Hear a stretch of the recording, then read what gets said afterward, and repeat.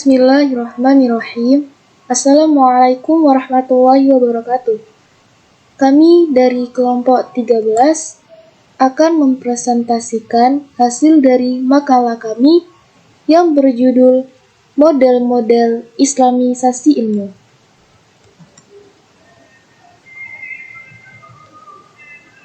Yang disusun oleh saya sendiri dengan nama Mahmudatun Fudullah, NIM terakhir 126, bersama dengan teman saya Naila Askafariha dengan NIM terakhir 148.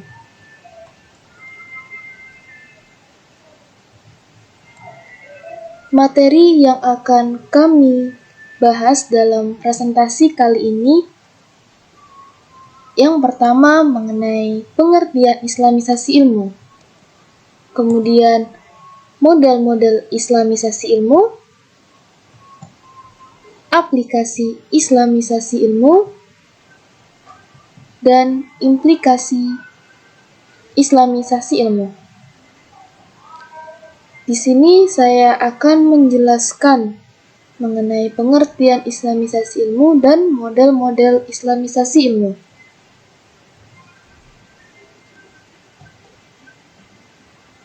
Yang pertama, mengenai pengertian Islamisasi ilmu. Apa sih Islamisasi ilmu itu?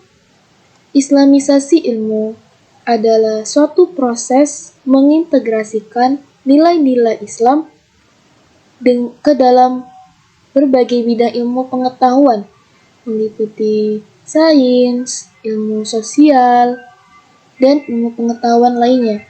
Jadi di sini proses mengintegrasikan itu menggabungkan, menyatukan nilai-nilai agama, nilai-nilai Islam dengan ilmu pengetahuan. Kemudian, menurut Sayyid Naqib Al-Atlas, beliau berpendapat bahwa Islamisasi ilmu adalah suatu proses pembebasan ilmu pengetahuan dari interpretasi yang berbasis sekuler dan liberal. Jadi suatu pandangan yang sekuler. Sekuler itu lebih mementingkan urusan dunia dan memisahkannya dengan urusan agama. Jadi mengesampingkan urusan agama.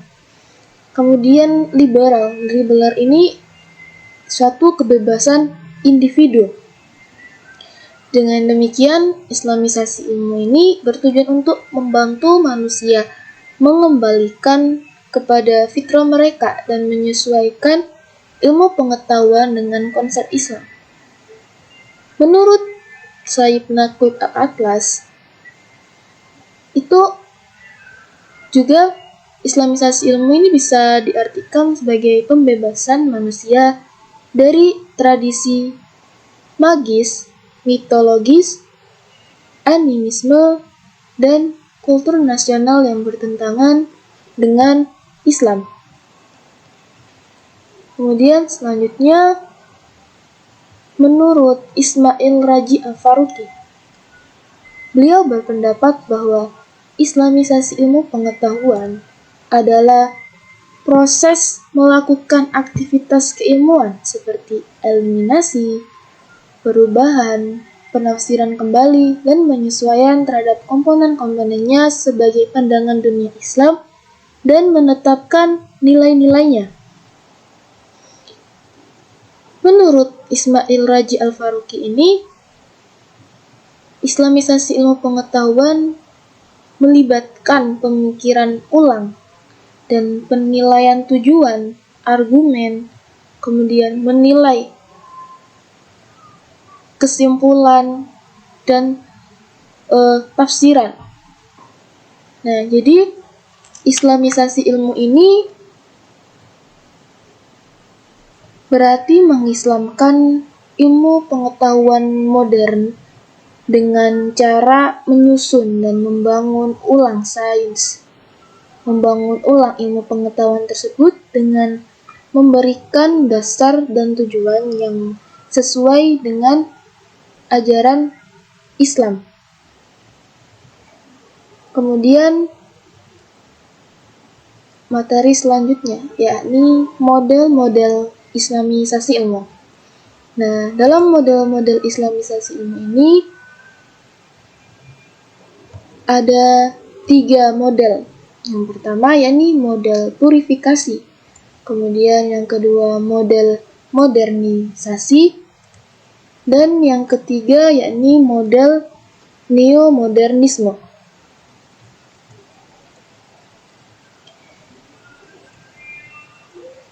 Yang pertama, model purifikasi. Model purifikasi adalah model islamisasi ilmu yang mempunyai arti penyucian dan pembersihan. Yang dimaksud ini membersihkan ilmu pengetahuan dari unsur-unsur yang bertentangan, unsur-unsur yang tidak sesuai dengan ajaran Islam, agar bisa sejalan dan sesuai dengan ajaran Islam. Nah, dalam model ini itu dikenal oleh pemikiran Al-Atlas dan Al-Faruqi. Di sini Al-Faruqi menggunakan model ini dalam islamisasi ilmu. Yang pertama dengan penguasaan disiplin ilmu modern. Disiplin ilmu modern ini tuh suatu pemahaman dan pengetahuan tentang berbagai bidang ilmu pengetahuan yang berkembang dalam dunia modern. Kemudian yang kedua dengan penguasaan khazanah warisan Islam. Yang ketiga dengan mengidentifikasi kekurangan, mencari kekurangan ilmu pengetahuan modern dari sudut pandang ajaran Islam. Kemudian yang keempat dengan penataan kembali, merekonstruksi ilmu pengetahuan agar sesuai dengan ajaran Islam. Jadi dalam model purifikasi ini itu bertujuan untuk membersihkan ilmu pengetahuan dari unsur-unsur yang bertentangan dengan ajaran Islam, sehingga ilmu pengetahuan yang dihasilkan itu bisa sesuai dengan prinsip-prinsip Islam. Kemudian model selanjutnya yakni model modernisasi. Nah, model modernisasi dalam islamisasi ilmu adalah model yang bermula, yang berangkat dari kesadaran kepedulian terhadap keterbelakangan dan ketertinggalan umat Islam yang disebabkan oleh sempitnya berpikir, kebodohan dan ketidaktahuan dalam memahami ajaran Islam. Model ini lebih mengarah pada upaya perbaikan umat Islam, khususnya mengenai perubahan dalam pola pikir dan praktek keislaman. Model modernisasi dalam islamisasi ini bertujuan untuk mengembangkan ilmu pengetahuan modern dengan memadukannya dengan nilai-nilai Islam. Dalam pengimplementasiannya, dalam penerapan model modernisasi ini, di pendidikan Islam dapat mencakup beberapa aspek, seperti dalam pengembangan kurikulum yang memadukan nilai-nilai Islam dengan ilmu pengetahuan modern, kemudian dengan penggunaan metode pengajaran yang relevan, yang sesuai dengan konteks kekinian namun tetap sesuai dengan ajaran Islam, serta dengan penanaman nilai-nilai karakter yang sesuai dengan ajaran Islam. Jadi itu semua itu bertujuan untuk memastikan bahwa pendidikan Islam itu tidak hanya relevan dengan tuntutan zaman, tidak hanya sesuai dengan tuntutan zaman, tetapi juga sesuai dengan ajaran Islam. Kemudian model yang ketiga yakni model neomodernisme. Model neo-modernisme ini dalam Islamisasi ilmu adalah suatu pendekatan yang memahami ajaran dan nilai-nilai Islam dengan tetap terbuka terhadap ilmu pengetahuan dan budaya Barat. Jadi model ini menggabungkan antara nilai-nilai Islam dengan ilmu pengetahuan modern. Jadi dalam model ini itu mencakup upaya untuk membangun relevansi antara Islam dengan disiplin ilmu modern dengan cara yang lebih kreatif dan inovatif. Kemudian dalam model ini itu juga berupaya untuk memahami ajaran dan nilai-nilai yang terkandung dalam Al-Quran dan hadis dengan mempertimbangkan khazanah intelektual muslim klasik dan memperhatikan kesulitan dan kemudahan yang ditimbulkan oleh ilmu pengetahuan. Jadi pada intinya dari 3 model Islamisasi, model purifikasi ini bertujuan untuk membersihkan ilmu pengetahuan dari unsur-unsur yang bertentangan, unsur-unsur yang tidak sesuai dengan ajaran Islam, sehingga ilmu pengetahuan yang dihasilkan itu bisa sesuai dengan prinsip-prinsip Islam. Sedangkan model modernisasi ini bertujuan untuk mengembangkan ilmu pengetahuan modern dengan memadukannya dengan nilai-nilai Islam. Dan yang ketiga, model neomodernisme ini model yang di dalamnya itu memahami tentang ajaran dan nilai-nilai Islam dengan tetap terbuka terhadap ilmu pengetahuan dan budaya Barat. Jadi menggabungkan antara nilai-nilai Islam dengan ilmu pengetahuan modern. Seperti itu. Kemudian materi selanjutnya akan disampaikan oleh teman saya, Naila Aska Fariha.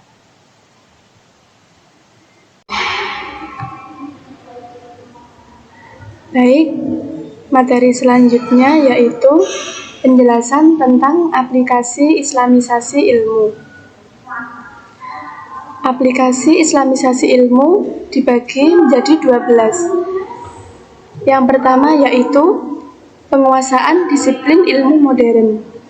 Al-Faruqi mengatakan keilmuan modern perlu dibagi ke dalam kategori prinsip, metode, soal, dan topik yang mencerminkan daftar isi buku teks klasik. Yang kedua yaitu survei disiplin ilmu. Setelah memilih kategori bidang, perlu membuat survei komprehensif untuk setiap bidang. Langkah ini diperlukan bagi para cendekiawan muslim untuk menguasai seluruh disiplin ilmu modern. Yang ketiga yaitu penguasaan ilmu warisan Islam antologi. Pengetahuan tentang khazanah Islam harus dipelajari juga. Namun, yang diperlukan di sini adalah sebuah antologi warisan pemikiran Islam yang relevan dengan bidang akademik. Selanjutnya yaitu penguasaan khazanah Islam tahap analisis. Dalam membuat sebuah antologi, perlu dilakukan analisis terhadap keilmuan warisan Islam dalam perspektif isu-isu kontemporer. Selanjutnya yaitu penentuan relevansi Islam yang spesifik untuk setiap disiplin ilmu. Menurut Al-Faruqi, dalam penentuan relevansi ini dapat ditetapkan dengan mengajukan 3 persoalan, yaitu yang pertama, kontribusi Islam terhadap seluruh isu yang dicakup oleh keilmuan modern, mulai dari Al-Quran hingga pemikiran modernis. Yang kedua, seberapa besar kontribusinya dibandingkan dengan prestasi yang dicapai dalam bidang ini. Yang ketiga, Jika ada suatu bidang persoalan yang kurang mendapat perhatian atau sama sekali diabaikan dalam penelitian warisan budaya Islam, apakah ke arah mana sebaiknya umat beragama berusaha untuk mengisi kesenjangan ini? Dan haruskah mereka memperjelas permasalahan ini dan memperluas cakupan disiplin ilmu? Selanjutnya yaitu penilaian kritis terhadap disiplin ilmu modern. Setelah relevansi Islam dicatat, maka perlu adanya evaluasi dan analisis dalam perspektif Islam. Tahap selanjutnya yaitu penilaian kritis terhadap hasanah Islam.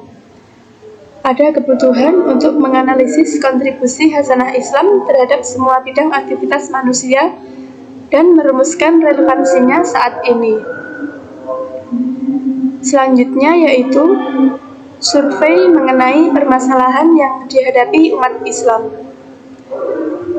Sebuah studi sistematis harus dilakukan terhadap isu-isu sosial, ekonomi, moral, politik, budaya, intelektual, dan spiritual umat Islam.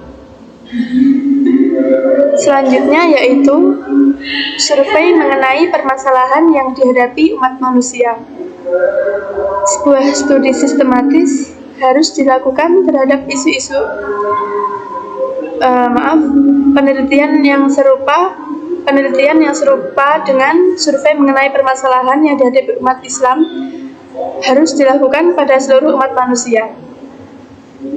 Tahap selanjutnya yaitu analisa dan sintesis kreatif.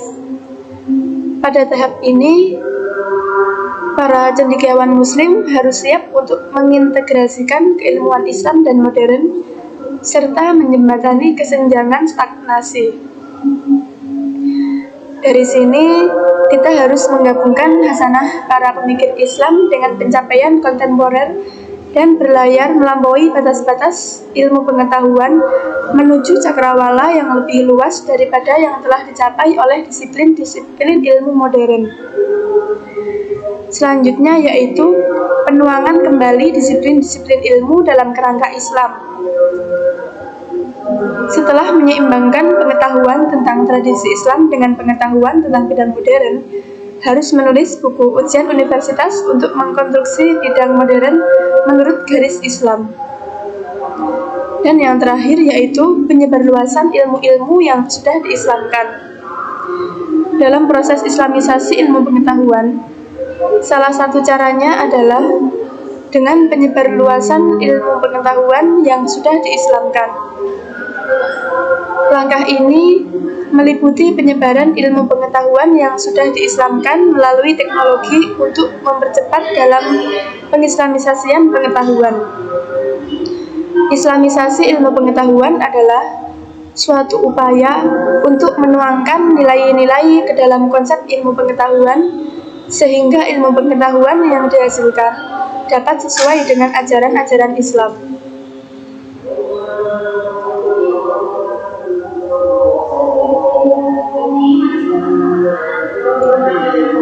Tahap selanjutnya yaitu penjelasan tentang implikasi islamisasi ilmu. Implikasi islamisasi ilmu dibagi menjadi 3 aspek, yaitu yang pertama aspek kelembagaan, yang kedua aspek kurikulum, dan yang ketiga aspek pendidik. Aspek kelembagaan dalam islamisasi berarti integrasi 2 sistem pendidikan, yaitu pendidikan Islam atau agama dan pendidikan sekuler atau umum. Artinya, modernisasi lembaga pendidikan agama dan islamisasi pendidikan sekuler. Dipandang sebagai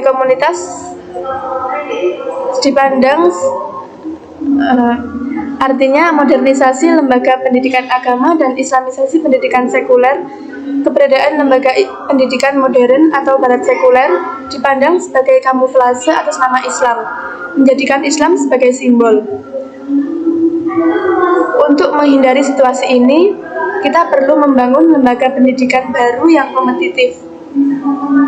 Dampak institusional dari islamisasi ilmu nampaknya adalah terbentuknya lembaga-lembaga mandiri yang menyatukan ilmu-ilmu agama dan ilmu-ilmu umum.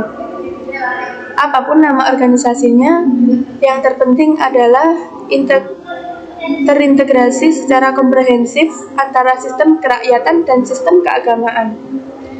Meskipun struktur kelembagaan lembaga ini bernuansa barat, namun pada hakikatnya memperkenalkan sistem Islam.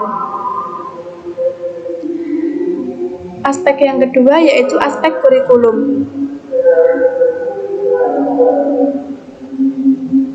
Kajian kurikulum tidak bisa diserahkan kepada satu tim saja, namun dibutuhkan orang yang ahli di dalam bidangnya. Kurikulum yang dikembangkan di Barat tidak boleh diabaikan. Rumusan kurikulum dalam Islamisasi ilmu pengetahuan mencakup seluruh ilmu pengetahuan yang ada di dalam kurikulum. Dengan cara ini, institusi pendidikan mempunyai kurikulum aktual yang menjawab kebutuhan isu terkini. Artinya, institusi tersebut menghasilkan lulusan yang berpikiran maju, mempunyai sikap inklusif, serta proaktif dan berpikiran terbuka terhadap masa depan dan kehidupannya.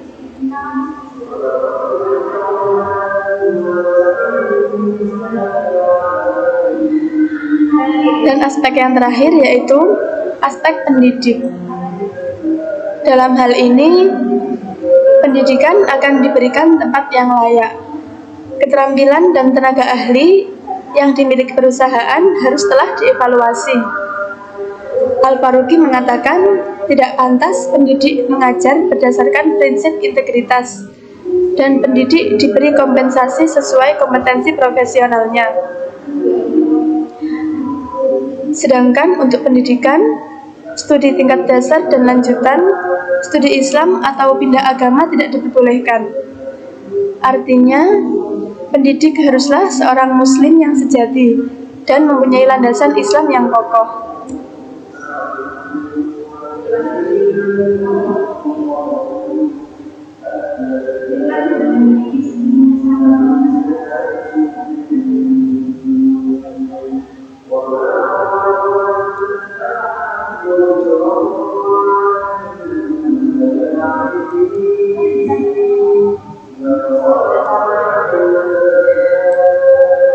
Sekian presentasi dari kelompok kami.